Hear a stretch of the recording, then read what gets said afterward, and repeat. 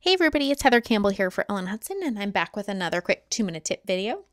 For my video today, I'm going to be sharing how you can use dies to create your own DIY stencils. And I'm going to be using the new Leading Ladies Medical Lady stamp set because there's this great medical cross die in here, and it makes it perfect for this technique.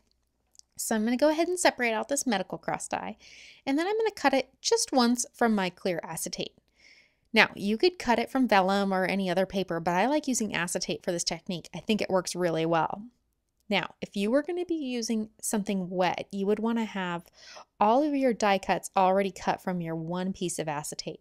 So you'd want to put, 12 or 15 or however many you intended to put on your clear piece of acetate or on your cardstock cut out of your clear piece of acetate. Because I'm using just ink blending, I'm able to cut it just the one time. And that's what I really love this technique for, is I'm able to control exactly what I get for a stenciled background. And I can position my stamp on here and I can see that I want a few more, and it's really easy to go in and add them in the spaces that I feel like were a little empty.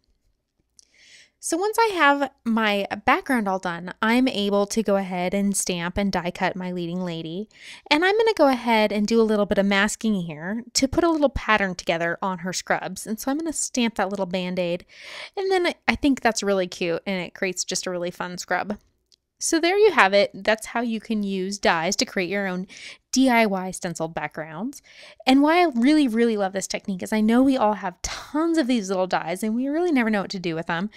But I just think about how many stars and hearts and how we can create these great custom backgrounds that'll really add a little bit of touch of fun to our cards. So there you have it. Thank you so much for watching. I hope you're inspired to try this technique, and have a great day. Bye-bye.